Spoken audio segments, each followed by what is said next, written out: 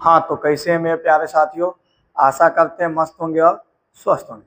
तो आज हम लोग इस चैप्टर का ऑब्जेक्टिव देखने जा रहे हैं। आज हम लोग अम्ल, भस्म और लवण का क्या देखने जा रहे हैं, ऑब्जेक्टिव देखने जा रहे हैं, जिसमें आज कुछ ऑब्जेक्टिव देखते हैं और कल हम लोग क्वेश्चन बैंक की ऑब्जेक्टिव देखेंगे और उसके बाद क्वेश्चन बैंक की जो सब्जेक्टिव होता है वो भी देखेंगे, क्योंकि इस चैप्टर का ऑब्जेक्टिव सब्जेक्टिव क्वेश्चन बैंक का देखना बहुत जरूरी है, समझ गए।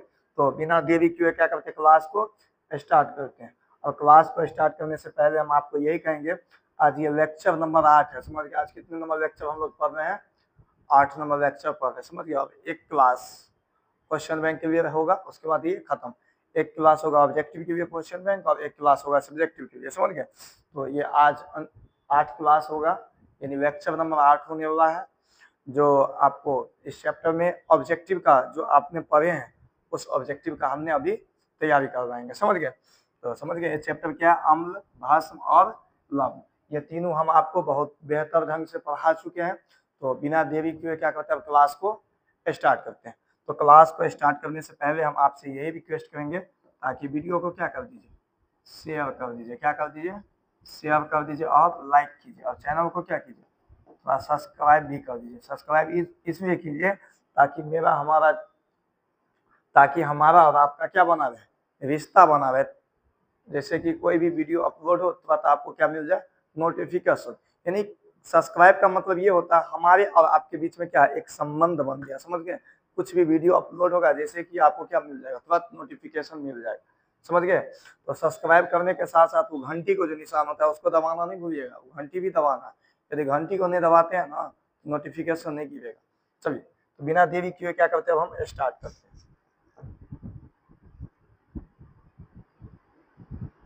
कुछ ये सब भी पूछ देते, कुछ ये छोटा छोटा बात है, ये भी देख लेते हैं, उसके बाद हम उस पर चलते हैं, समझ गए। चलो, सबसे पहले कहते हैं क्लोरो क्षार अभिक्रिया में क्लोरीन गैस कहाँ पर जाके जमा होता है। क्लोरो क्षार अभिक्रिया जो था उसमें क्लोरीन जो गैस था वो किस पे जाके जमा होता था।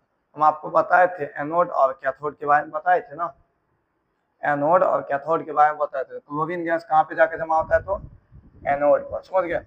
क्लोर क्षार अभिक्रिया में हाइड्रोजन गैस कहाँ प्राप्त होता है, वो क्या कहाँ पे होता है, कैथोड पे होता है। कहाँ पे होता है, कैथोड पे होता है, समझ गए। अब देखिए, कहता है क्या होता है जब सोडियम क्लोराइड के जलीय विलयन में विद्युत धारा को प्रवाहित कराई जाती है, तो सोडियम हाइड्रो ऑक्साइड का निर्माण होता है। क्या चीज का निर्माण होता है, सोडियम हाइड्रो ऑक्साइड का। विभंजक चूर्ण का रासायनिक नाम क्या है, तो कैल्शियम ऑक्सीक्लोराइड है। क्या नाम है, कैल्शियम ऑक्सीक्लोराइड। तो आप लोग को थोड़ा याद कर लेना, ये कॉमन कॉमन सी है। विभंजक चूर्ण किन किन तत्व से मिलकर बना है, तो विभंजक चूर्ण जो बना था हम आपको यौगिक का नाम बताया था, कैल्शियम से बना है, ऑक्सीजन से और क्लोरीन से, सबका मिश्रण होता है, समझ गए। चलिए, रिमोट ले लेते हैं।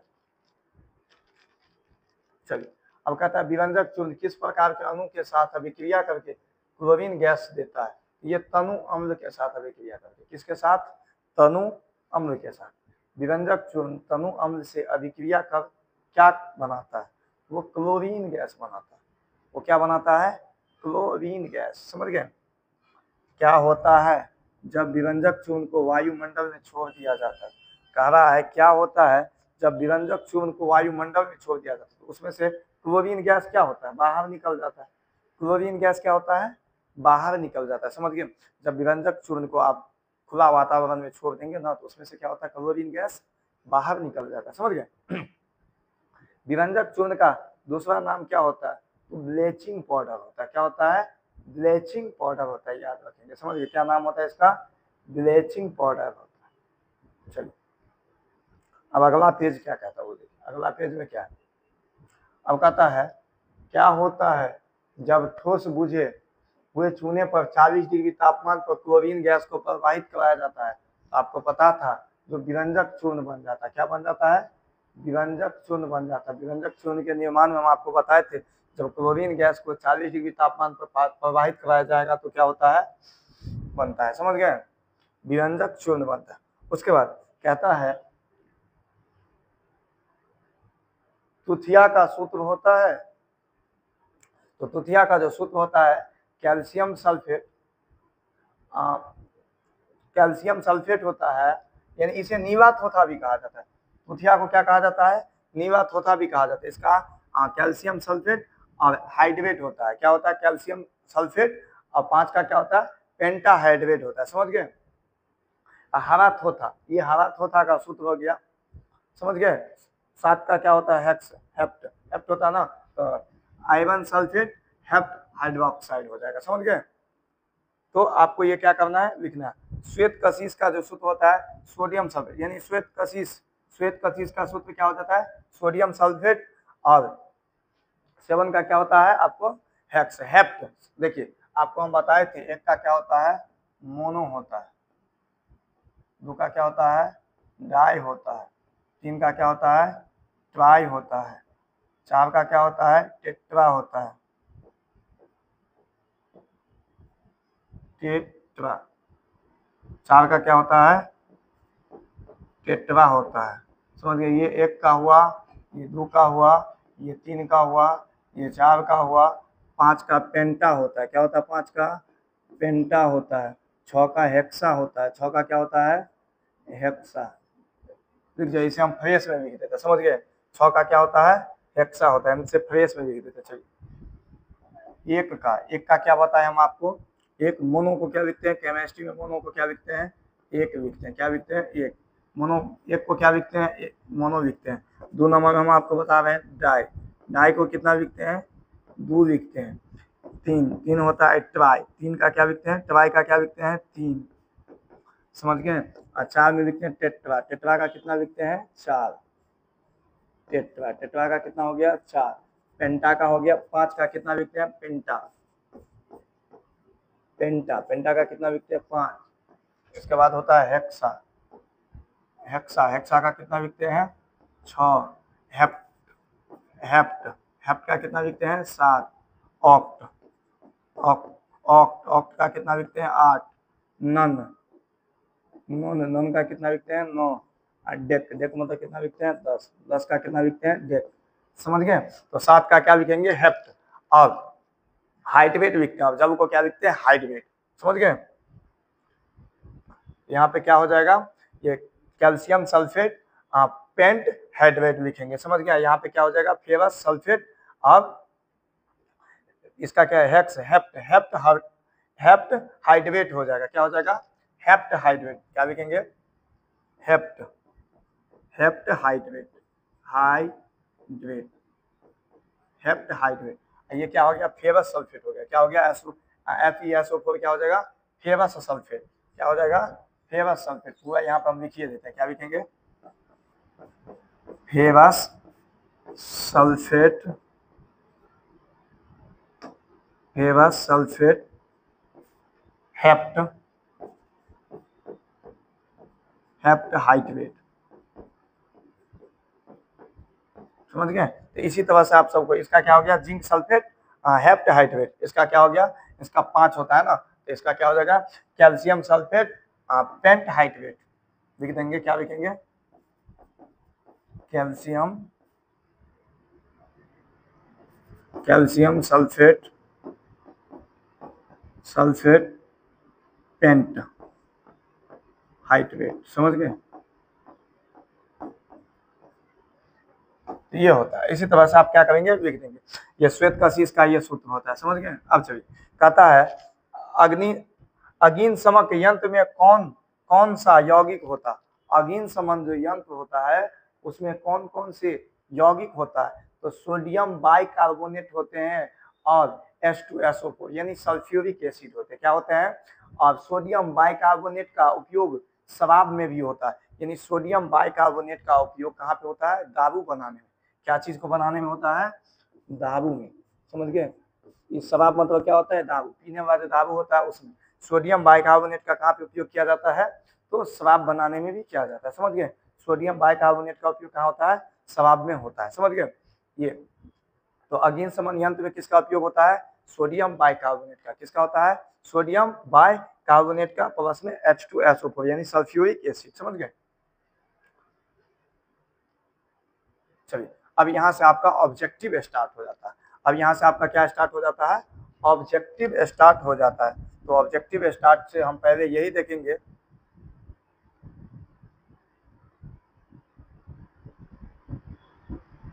ऑब्जेक्टिव अब आपका क्या होगा, स्टार्ट हो जाएगा। क्या हो जाएगा, स्टार्ट। एक चीज यहाँ पे आप देखिए, ये है एसिड। एसिड मतलब क्या होता है, अम्ल होता है। कितना होता, क्या होता है, अम्ल होता है। और ये है भस्म, ये एक भस्म। बेस मतलब क्या होता है, भस्म कहिए या छाल कहिए। देखिए ये नीला को, अम्ल जो होता है वो नीला को क्या करता है, लाल करता है, और भस्म जो होता है लाल को क्या करता है, नीला करता है। समझ गए। तो इसी पे एक क्वेश्चन सेट है, समझ गए। इसी पे क्या है, एक क्वेश्चन सेट है। देखिए यहाँ पे एक क्वेश्चन यही पे सेट है।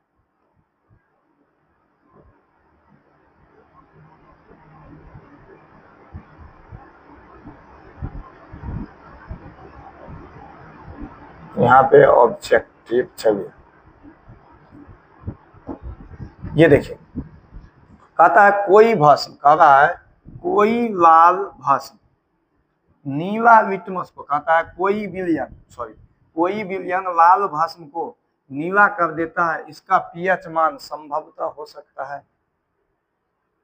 कहता है कोई विलयन लाल भस्म को क्या कर देता है, नीला कर देता है, और इसका पीएच मान संभवतः हो सकता है। आप ये पैराग्राफ बनाते हैं, ये 0, ये कितना होता है 7 होता है, ये कितना होता है 14 होता है, और इधर क्या होता है अम्ल होता है, और इधर क्या होता है भस्म होता है। अब बताइए, अब ये सबसे पहले भस्म, भस्म जो है कोई विलयन लाल भस्म को क्या कर देता है, नीला करता है। तब यहाँ पे आपको हम फोटो में अभी क्या होता है, अभी आप फोटो जो देखें यहाँ पे, वो क्या देखे, फोटो में देखिए, ये फोटो जो है, ये फोटो क्या कर रहा है, देखिए यहाँ पे फोटो आप देख रहे हैं, ये लाल को क्या करता है, नीला करता है। भस्म क्या करता है, भस्म को, लाल भस्म को ये क्या करता है, नीला करता है। ये इसमें बताइए, ये क्षार, ये क्षार का कहाँ से स्टार्ट है, 7 से। इसका आंसर का क्या हो सकता है, 1, 4, 5, 10। अब बताइए 7 से अधिक, 7 से अधिक क्या होगा ना। अब बताइए विलयन भस्म है जो लाल को क्या करता है, नीला करता है, इसका आंसर कितना हो जाएगा, तो इसका आंसर कितना हो जाएगा, 10 हो जाएगा। कितना हो जाएगा, 10। समझ गए। चलिए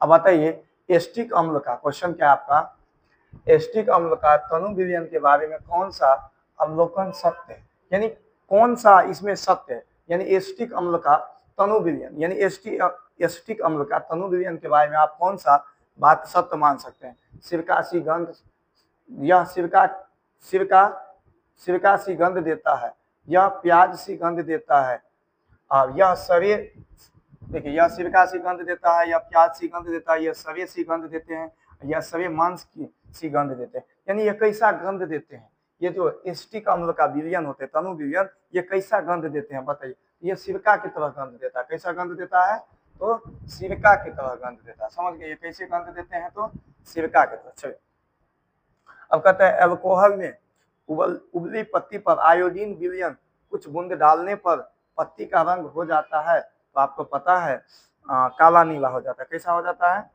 काला नीला हो जाता है। समझ गए। चलो अब कहता है अपच का उपचार करने, अपच का उपचार करने के लिए, अपच का उपचार करने के लिए निम्न में से किस औषधि का उपयोग होता है। एंटाबायोटिक, एनाल्जेसिक, एंटासिड और एंटासेप्टिक। अब बताइए किसका उपयोग करेंगे, अपच, अपच का उपचार, उपचार मतलब किस दवा का उपयोग करेंगे जब अपच हो जाता है, यानी जब खाना नहीं पचता। हम आपको बताए थे एंसाटिड, एंटासिड का उपयोग करेंगे। किसका उपयोग करेंगे, एंटासिड का। समझ गए, किसका उपयोग करेंगे आप, एंटासिड का। चलिए अब अगला क्वेश्चन है, किसी भी उदासीन विलयन का पीएच मान होता है, तो आपको पता है उदासीन का पीएच मान कितना होता है, 7 होता है। कितना होता है, 7 होता है। चलिए अब कहता है निम्नलिखित में कौन लवण है, निम्नलिखित में से कौन लवण है। ये HCl, HCl क्या है, हाइड्रोक्लोरिक अम्ल है। ये NaOH, ये क्या है, पोटेशियम सल्फेट है। ओ सॉरी, ये NaOH, ये आपको पता है ना, सोडियम हाइड्रो ऑक्साइड है। क्या है, सोडियम हाइड्रो ऑक्साइड। ये हो गया K2SO4, ये हो गया NH4OH, यानी हो गया अमोनियम हाइड्रो ऑक्साइड हो गया। अब देखिए ये अम्ल हो गया, देखिए ये क्या हो गया, अम्ल हो गया। अब ये क्या हो गया, क्षार हो गया। ये दोनों भी देखिए, ये दोनों क्या है, क्षार है, यानी भस्म है। अब ये क्या है, ये अम्ल है। अब बताइए वो लवण है, इसमें कौन है, तो लवण ये हो गया, K2SO4 क्या है, लवण है। चलिए कहते किसी लाल तप्त आयरन पर जलवाष्प प्रवाहित करने पर कौन सा यौगिक प्राप्त होता है? Ferrous oxide. Ferrous oxide. तो ये इस पे क्या हो जाएगा? इसका आंसर ये हो जाएगा। इसका आंसर क्या हो जाएगा? ये हो जाएगा। समझ गए? चलिए, हमारे शरीर में पीएच कितने परास के बीच कार्य करता है? हमारा शरीर में कितना परास के बीच पीएच काम करता है? तो 7.0 से 7.8 के बीच। कितना के बीच है? कितने पीएच परास के बीच हमारा शरीर काम करता है? हमारा शरीर कितने पीएच परास के बीच काम करता है? तो 7.0 से 7.8 तक। अब कहते हैं बेकिंग पाउडर का अणुसूत्र बताइए। बेकिंग पाउडर का अणुसूत्र क्या है? बेकिंग पाउडर का अणुसूत्र बताइए क्या है? इसमें से बताइए, ए बी सी में क्या है? सोडियम कार्बोनेट होगा कि सोडियम कार्बोनेट होगा कि कैल्शियम कार्बोनेट होगा कि सोडियम बाइकार्बोनेट होगा कि सोडियम नाइट्रेट होगा? क्या होगा बताइए? इसका क्या हो जाएगा? Sodium bicarbonate. क्या हो जाएगा? Sodium bicarbonate. इसको क्या लिखेंगे हम? इसका रासायनिक नाम सोडियम बाइकार्बोनेट। कार्बोनेट। इसका दूसरा नाम भी बताए थे, सोडियम हाइड्रोजन कार्बोनेट। इसका दूसरा नाम क्या बताए थे? Sodium hydrogen carbonate. समझ गए? निम्नलिखित में से कौन विजातीय यौगिक है? देखिए, चूना, पत्थर, खगड़िया, संगमरमर। देखिए, ये तीनों पत्थर के ही श्रेणी में आते हैं। ये तीनों क्या होते हैं? पत्थर के श्रेणी में ही आते हैं। इसका आंसर क्या हो जाएगा? Plaster of Paris. क्या हो जाएगा? Plaster of Paris. निम्नलिखित में से पीएच का कौन सा मान क्षारक विलयन का मान देता है? अब बताइए, क्षारक तो आपको पता है, यह पीएच स्केल है। ये हो गया 14, ये हो गया बीच में 7 और ये हो गया मान लीजिए 0। ये क्या हो जाता है? अम्ल होता है। ये क्या होता है? उदासीन होता है। और इसके बाद क्या होता है? क्षार होता है। बताइए कौन सा हो सकता है? तो 7 से अधिक। तो इसमें 7 से अधिक वाला मान कौन दिख रहा है? तो 7 से अधिक दिख रहा है ये 13। इसका आंसर कितना हो जाएगा? 13। सोडियम क्लोराइड के जलीय विलयन से विद्युत धारा प्रवाहित करवाने पर यह वियोजित होकर सोडियम हाइड्रोक्साइड बनाता है। इस प्रक्रिया को क्या कहते हैं? हम बताए थे, इस पे VVI लगा लीजिए। क्लोरो क्षार अभिक्रिया कहते हैं। क्या कहते हैं? क्लोरो क्षार अभिक्रिया। किस क्या कहते हैं? क्लोरो क्षार अभिक्रिया। चलिए, निम्नलिखित अम्लों में से कौन प्रबल अम्ल है? निम्नलिखित अम्लों में से कौन प्रबल अम्ल है? लैक्टिक अम्ल, फॉर्मिक अम्ल, सल्फ्यूरिक अम्ल और क्या है? एस्कॉर्बिक अम्ल। तो क्या हो जाएगा? सल्फ्यूरिक अम्ल। इसका आंसर क्या हो जाएगा? सल्फ्यूरिक अम्ल, जिसका सूत्र क्या होता है? H2SO4। समझ गए? निम्नलिखित में कौन क्षारक नहीं है? देखिए, जो क्षारक होगा उसमें OH लगा रहता है। क्षारक में क्या होता है? OH। जो क्षार रहता है, क्षार का पहचान क्या है? OH माइनस आयन देता है। क्षार क्या देता है? OH minus ion. ये क्या है? क्षार्य है। और H प्लस आयन देता है तो वो क्या होता है? अम्ल होता है। समझ गए? इसमें कहता है कौन क्षारक नहीं है? ये क्षारक है, ये OH है क्षारक है, ये भी क्षारक। ये NaCl क्या है? ये NaCl ये क्या है? लवण है। ये क्या है? लवण। साधारण नमक। यही क्या है? साधारण नमक। समझ गए?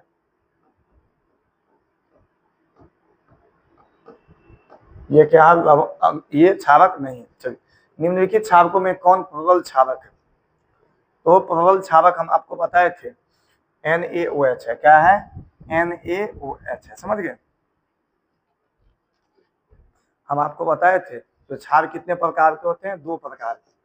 हम क्या बताए थे? क्षारक के प्रकार। क्षारक के प्रकार। समझ गए? तो क्षारक कितने प्रकार के बताए थे? 2 प्रकार। कितने प्रकार के बताए थे? तो 2 प्रकार के। समझ गए? कितने प्रकार के? 2।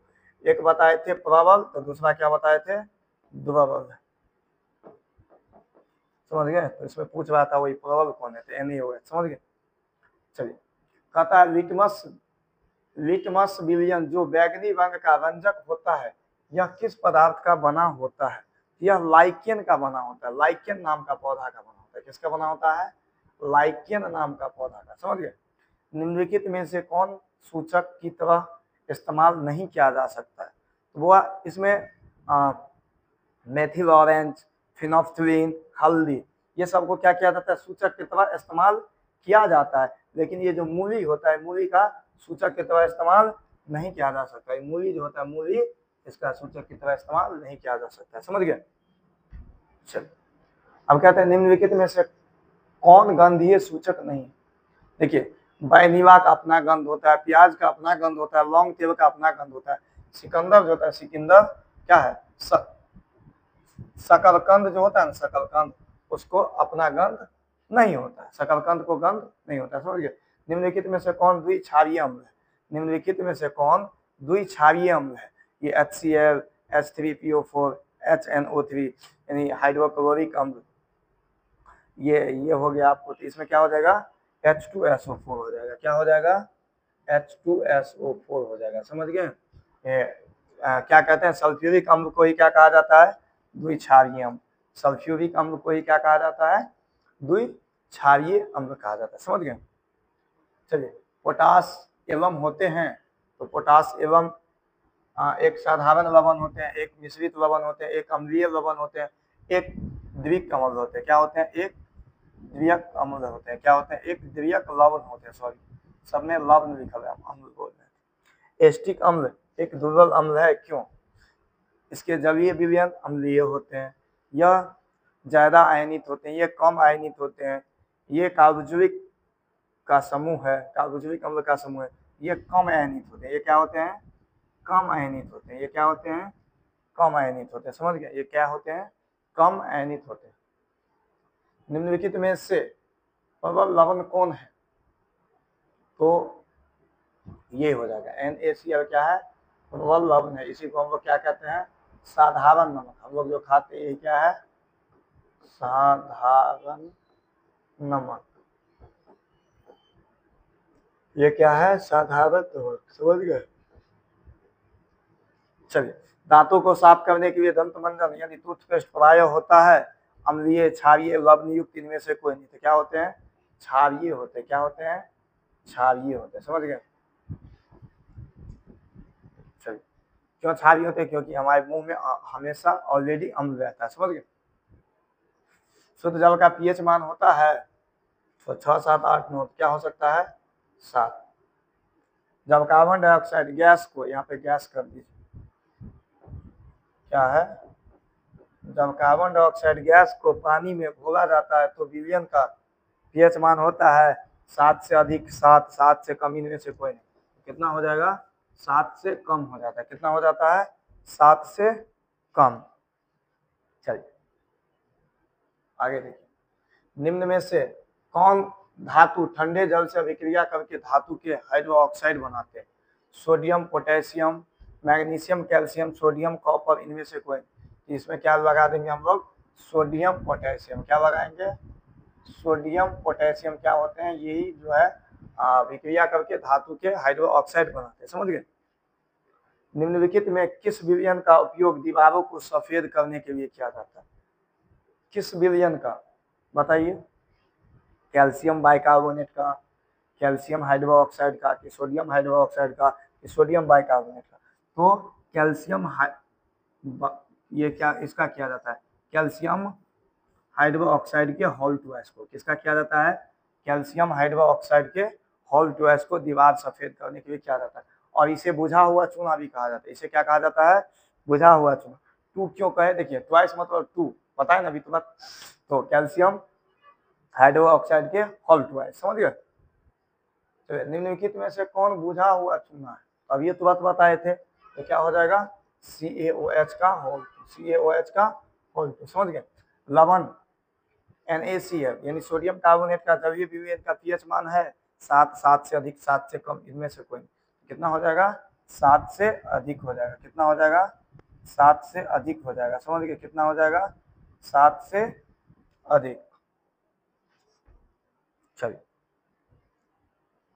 अब कहता है एस्ट्रिक अम्ल का नाम है, एस्ट्रिक अम्ल का नाम है एथेनोइक अम्ल, मेथेनोइक अम्ल, प्रोपेन, इनमें से कोई। इसका नाम क्या होता है, एथेनोइक अम्ल होता है। बहुत आदमी गलती कर देते हैं, मेथेनोइक अम्ल मान देते हैं। समझ गए? अब आते हैं, निम्नलिखित में कौन सा आयन लाल लिटमस को क्या कर देता है, नीला कर सकता है? निम्नलिखित में कौन सा आयन लाल लिटमस को नीला कर देगा? तो आपको बताए हैं लाल लिटमस को नीला कौन कर सकता है? क्षार कर सकता है। और क्षार क्या होते हैं? हमें OH माइनस आयन देते हैं। क्या देते हैं? OH minus ion. यही इसमें आंसर कौन हो जाएगा? OH minus ion. समझ गए? इसमें आंसर कौन हो जाएगा? OH minus ion. चलिए, कोई विलयन नीले लिटमस पत्र को लाल कर देता है, इसका पीएच मान संभवतः हो सकता है। तो नीला लिटमस को लाल कौन करता है? अम्ल करता है। अब अम्ल का मान कितना होता है? पीएच मान 7 से कम। तो 7 से कम इसमें कौन है? 5 है। कितना है? 5 है। समझ गए? कितना है? 5। अब देखिए, ऑक्जेलिक अम्ल का प्राकृतिक स्रोत निम्नलिखित में से कौन है? टमाटर, संतरा, टमाटर, सिरका, इमली। यानी स्रोत मतलब कहाँ से आता है? ऑक्जेलिक अम्ल कहाँ से प्राप्त होता है? तो टमाटर से होता है। कहाँ से होता है? टमाटर से होता है। कहाँ से होता है? टमाटर से। समझ गए? कहाँ से होता है? तो टमाटर से होता है। चलिए, 60 या 62 को क्वेश्चन। एक जांच प्रखनवी में लिए गए, देखिए क्वेश्चन क्या कहता है? एक जांच प्रखनवी में लिए गए सोडियम बाइकार्बोनेट के तनु विलयन में साल्ट्रिन सूचक की कुछ बूंदे मिलाते हैं तो निम्नलिखित में से कौन सा रंग दिखेगा?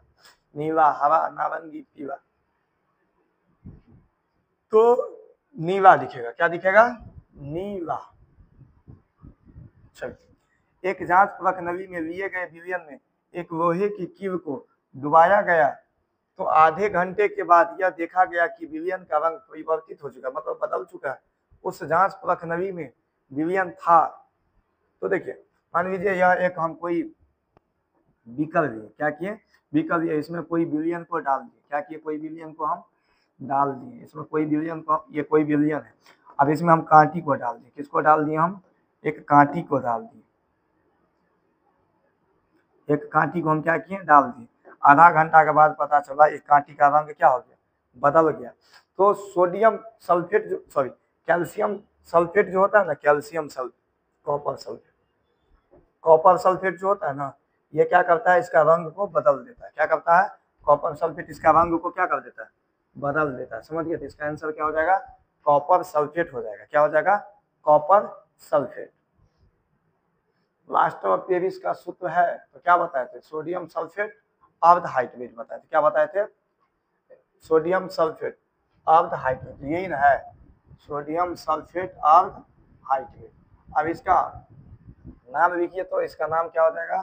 Sodium sulphate. इसका रासायनिक नाम क्या हो जाएगा? सोडियम सल्फेट अर्ध हाइड्रेट। अर्ध मतलब क्या होता है? आधा, अर्ध हाइड्रेट।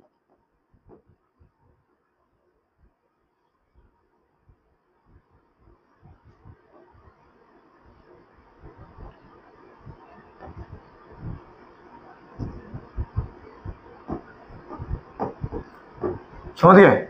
चल, लिटमस विलयन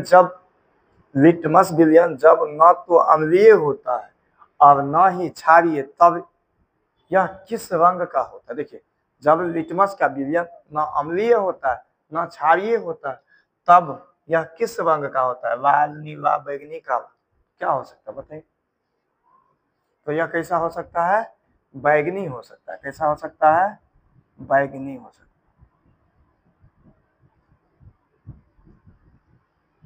चलिए, अगला प्रश्न क्या कहता है? कुछ ऐसे पदार्थ होते हैं जिनकी गंध अम्लीय या क्षारीय माध्यम में बदल जाती है, इन्हें कहते हैं, इन्हें रंगीय सूचक कहते हैं, गंधीय सूचक कहते हैं, उदासीन कहते हैं। इसे क्या कहेंगे हम सब? गंधीय सूचक कहते हैं। क्या कहते हैं? गंधीय सूचक कहते हैं। चलिए, सभी धातु कार्बोनेट के हाइड्रोजन कार्बोनेट अम्ल के साथ अभिक्रिया करके क्या बनाते हैं? बताइए। संगत लवण, कार्बन डाइऑक्साइड, जल, इनमें से कोई नहीं। देखिए, हम आपको क्या बताए थे? जब धातु के कार्बोनेट या बाइकार्बोनेट के साथ जब अम्ल को अभिक्रिया करवाते हैं तो क्या होता था? लवण देता था। संगत लवण मतलब साथ ही साथ लवण, कार्बन डाइऑक्साइड देता था और जल देता था। क्या देता था? ये। तो इनमें क्या हो जाएगा? इनमें सभी हो जाएगा। इसका आंसर क्या हो जाएगा? इनमें सभी हो जाएगा। जब धातु के कार्बोनेट या बाइकार्बोनेट के साथ अभिक्रिया होता है तो उन्होंने सभी चीज देते हैं। कार्बोनेट भी, कार्बन डाइऑक्साइड भी देते हैं, लवण भी देते हैं और जल भी देते हैं, समझ गए। जब धातु के कार्बोनेट या बाइकार्बोनेट के साथ अभिक्रिया होता है तो हमें क्या देते हैं, कार्बन डाइऑक्साइड देते हैं, लवण देते हैं और जल देते हैं, समझ गए। चलिए, सभी अम्ल में पाया जाता है ऑक्सीजन, हाइड्रोजन, कैल्शियम। तो अम्ल में क्या होता है, H+ आयन होता है ना। अम्ल कोई चीज है तो उसका पहचान क्या है, H+ आयन। तो क्या हो जाएगा, हाइड्रोजन हो जाएगा। क्या हो जाएगा इसमें, हाइड्रोजन। हाइड्रोजन युक्त सभी यौगिक को कहते हैं, देखिए थोड़ा सा घुमा दिया।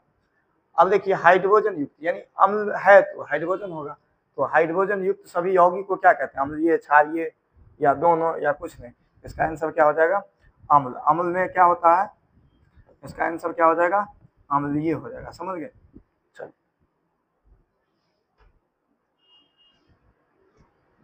जल में घुलनशील क्षारक के बारे में क्या सत्य है।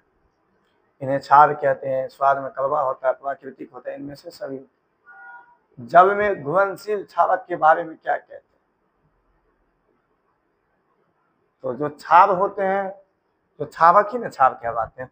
तो ये क्या हो जाएगा, इन्हें क्षार भी कहते हैं, या स्वाद में कड़वा भी होता है, और यह संक्षारक भी होते हैं, प्राकृतिक संक्षारक भी होते हैं। तो इसमें आंसर क्या हो जाएगा, इसका सभी हो जाएगा, समझ गए। इनमें पीएच में पी सूचक है, पीएच में पी सूचक है,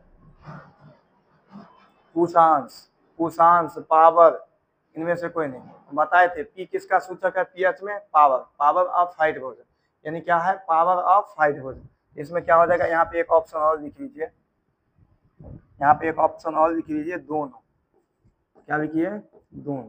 इसका आंसर क्या हो जाएगा, दोनों हो जाएगा। इसका आंसर क्या हो जाएगा, दोनों हो जाएगा, समझ गए। कुशांश मतलब भी वही होता है, ये जो कुशांश है इसका मतलब भी क्या होता है, वही होता है, समझ गए। कुशांश का मतलब भी वही होता है, पावरे होता है, और पावर का मतलब भी यही होता है, समझ गए। चलिए, एस्टिक अम्ल का प्राकृतिक स्रोत निम्नलिखित में से कौन है, यानी एस्टिक अम्ल का प्राकृतिक स्रोत कौन है, संतरा, सिरका, इमली, टमाटर। तो क्या है, सिरका है। क्या है, सिरका है, समझ गए। चलो, कहता है सिट्रिक अम्ल का प्राकृतिक स्रोत है इमली, टमाटर, संतरा, नींबू, दही। तो इसका आंसर क्या हो जाएगा, बताइए, सिट्रिक अम्ल का। तो इसका आंसर क्या हो जाएगा, नींबू और संतरा में सिट्रिक अम्ल पाए जाते हैं, समझ गए।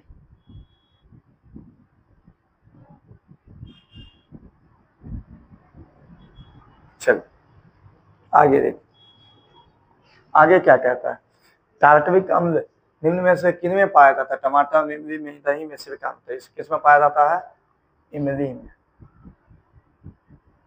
चलिए, लैक्टिक अम्ल का प्राकृतिक स्रोत है, तो देखिए लैक्टिक अम्ल कहाँ से बनता है, लैक्टिक अम्ल किस में पाया जाता है, दही है, इमली है, सिरका है। देखिए जतरा बनने की काम किस में होती है, दही में। जतरा किस से बनता है, दही से। कोई भी शुभ काम करने से पहले क्या किया जाता है, दही खाया जाता है। कहीं भी आप जाते हैं, जतरा बनाते हैं, तो क्या चीज खा के, दही खा के। लैक्टिक अम्ल किस में पाए जाते हैं, तो दही में पाए जाते हैं। किस में पाए जाते हैं, तो दही में पाए जाते हैं। चलिए, चींटी के डंक और नेटव के डंक में कौन सा अम्ल पाया जाता है, बताए थे हम आपको। चींटी का डंक हो, नेटव का डंक हो, चाहे मधुमक्खी का डंक हो, सब का सब में मेथेनोइक अम्ल पाया जाता है। क्या पाया जाता है, मेथेनोइक अम्ल, मेथेनोइक अम्ल। इसका दूसरा नाम भी बताए थे, इसका दूसरा नाम क्या होता है, फॉर्मिक अम्ल होता है। क्या होता है, फॉर्मिक अम्ल। मेथेनोइक अम्ल का दूसरा नाम क्या होता है, तो फॉर्मिक अम्ल होता है, समझ गए। चलो, दंतों का क्षय कब प्रारंभ होता है, मुंह का पीएच मान 5.5 से अधिक होने पर, मुंह का पीएच मान 5.5 से कम होने पर, मुंह का पीएच मान 7 होने पर, इनमें से कोई नहीं। तो दांत कब क्षय मतलब कब नष्ट होने लगता है, जब हमारा मुंह का पीएच मान 5.5 से क्या हो जाए, कम हो जाता है। क्या हो जाता है, 5.5 से कम हो जाता है, तो दांत क्या होने लगता है, खत्म होने लगता है। क्या होने लगता है, खत्म। चल, हमारे पेट में यानी उदर में कौन सा अम्ल उत्पन्न होता है, ऑक्जेलिक अम्ल, सिट्रिक अम्ल, हाइड्रोक्लोरिक अम्ल, टार्टरिक अम्ल। तो हमारे पेट में कौन से अम्ल होते हैं, तो हाइड्रोक्लोरिक अम्ल होते हैं। कौन से अम्ल होते हैं, हाइड्रोक्लोरिक अम्ल यानी HCl। चलिए, हाइड्रोक्लोरिक अम्ल एवं सोडियम हाइड्रोक्साइड के विलयन की अभिक्रिया से उत्पत्ति लवण को क्या कहते हैं, सोडियम क्लोराइड कहते हैं, सोडियम क्लोराइड कहते हैं। उसके बाद क्या कहते हैं, हाइड्रोक्साइड कहते हैं, सोडियम सोडियम क्लोराइड कहते हैं, इनमें से कोई। इसका आंसर क्या होता है, क्या हाइड्रोक्लोरिक अम्ल को जब हम सोडियम हाइड्रोक्साइड से यानी HCl को जब हम किसे करवाते हैं, सोडियम हाइड्रोक्साइड यानी NaOH से, तो क्या होता है बताइए, क्या होता है, ये क्या हो जाता है बताइए। देखिए ये सबसे पहले ये इसके साथ साथ जाता है, ये बन जाता है NaCl, क्या बन जाता है NaCl प्लस ये H और ये H, तो ये हो जाता है H2, यहाँ पे क्या हो जाएगा NaCl प्लस में H2, समझ गए, ये क्या हो गया NaCl प्लस में H2 यानी सोडियम क्लोराइड हो जाता है, क्या हो जाता है सोडियम क्लोराइड। इसमें ऑप्शन है हाइड्रोजन क्लोराइड, हाइड्रोक्साइड, सोडियम, इनमें से कोई नहीं, तो यहाँ पे ऑप्शन नंबर सी है ना, सोडियम क्लोराइड है, ऑप्शन में कितना है सी है।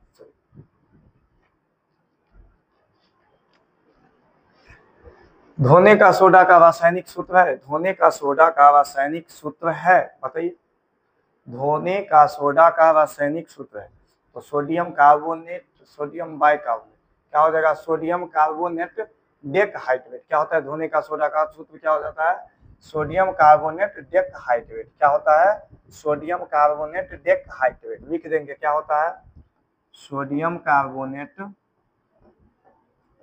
सोडियम कार्बोनेट डेकहाइड्रेट, डेकहाइड्रेट,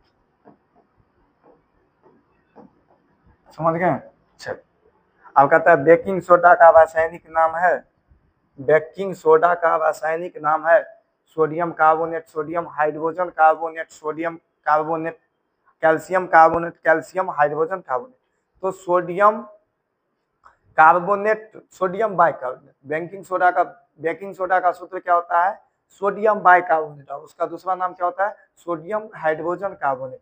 तो आपको सोडियम बाइकार्बोनेट नहीं है तो कोई बात नहीं, लेकिन सोडियम हाइड्रोजन कार्बोनेट है ना, इसका दूसरा नाम आप ये भी लिख सकते हैं sodium, sodium bicarbonate, sodium bicarbonate, समझ गए सोडियम बाइकार्बोनेट। चलिए पोटेशियम नाइट्रेट का रासायनिक सूत्र है, क्या हो सकता है बताइए, ये तो होगा ही नहीं, सोडियम सल्फेट और सोडियम कार्बोनेट हो गया, ये अमोनियम क्लोराइड हो गया, ये हो गया सोडियम क्लोराइड, तो कौन है ये हो गया पोटेशियम नाइट्रेट का सूत्र। जल की अस्थायी कठोरता को हटाने के लिए किसका उपयोग किया जाता है, बेकिंग सोडा, धोने वाला सोडा, व्यंजक चूर्ण, इनमें से कोई, जैसे कि दिल्ली के साइड सबके पानी क्या है कठोर है, उस कठोर जल को हम लोग यूज में लाने के लिए क्या करते हैं, उसमें हम लोग धोने वाला सोडा को मिलाते हैं, किसको मिलाते हैं धोने वाला सोडा को, समझ गए। चलिए अगला प्रश्न कहता है सोडा अम्ल अग्निशमक में किसका उपयोग किया जाता है, यानी सोडा अम्ल अग्निशमक में किसका उपयोग किया जाता है, सोडियम कार्बोनेट का, कैल्शियम कार्बोनेट का, सोडियम हाइड्रोजन कार्बोनेट का, कैल्शियम बाइकार्बोनेट, तो सोडियम हाइड्रोजन कार्बोनेट का उपयोग किया जाता है, किसका किया जाता है sodium hydrogen carbonate, sodium hydrogen carbonate, और इसका दूसरा नाम क्या बताए थे सोडियम बाइकार्बोनेट, सोडियम बाइकार्बोनेट। चलिए अब कहता है सल्फेट अर्धहाइड्रेट या हेमीटाइड्रेट का अन्य नाम है जिप्सम, प्लास्टर ऑफ पेरिस, व्यंजक चूर्ण, सोडियम अर्धहाइड्रेट का नाम दूसरा क्या है जिप्सम, प्लास्टर ऑफ पेरिस, व्यंजक चूर्ण, इनमें से कोई नहीं, इसका दूसरा नाम क्या है प्लास्टर ऑफ पेरिस है, क्या नाम है प्लास्टर ऑफ पेरिस।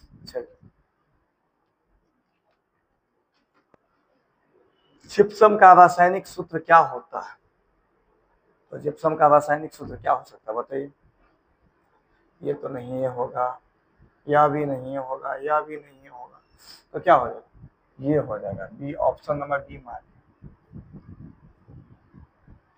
फॉर्मिक अम्ल का यूपीएससी नाम है, तो फॉर्मिक नाम का यूपीएससी नाम क्या है मेथेनोइक अम्ल, क्या नाम है मेथेनोइक अम्ल, क्या नाम है मेथेनोइक अम्ल, समझ गए।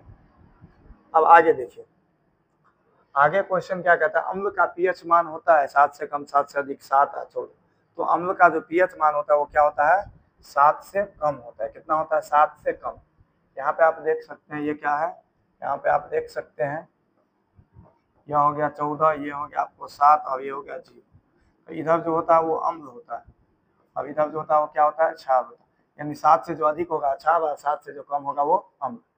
निम्नलिखित में से कौन गैस चूने में, कहते हैं निम्नलिखित में से कौन गैस चूने के पानी को दूधिया कर देता है। Chlorine gas, sulphur dioxide, carbon dioxide और ऑक्सीजन। कौन गैस चूना के पानी को दूधिया कर देता है, तो कार्बन डाइऑक्साइड कर देता है। कौन कर देता है, कार्बन डाइऑक्साइड कर देता है। कौन करता है, कार्बन डाइऑक्साइड कर देता है। तो ऑब्जेक्टिव कुछ यहीं तक था। कल हम लोग क्वेश्चन बैंक की ऑब्जेक्टिव करेंगे, समझ गए। कल हम लोग क्या करेंगे, क्वेश्चन बैंक का ऑब्जेक्टिव समझिए, तो वो आपका टेस्ट है, समझ गए। कल जो हम लोग करेंगे वो क्वेश्चन बैंक की ऑब्जेक्टिव करेंगे, और आज का क्लास कैसा लगा जरूर बताएंगे।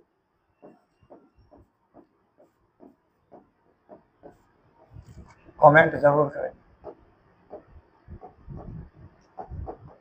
और उसके बाद वीडियो को क्या कीजिएगा, शेयर कीजिएगा और लाइक कीजिएगा, चैनल को क्या कीजिएगा, सब्सक्राइब कीजिएगा, समझ गए। तो आज के लिए इतना ही रहने देते हैं। तो आज के लिए इतना ही। जय हिंद।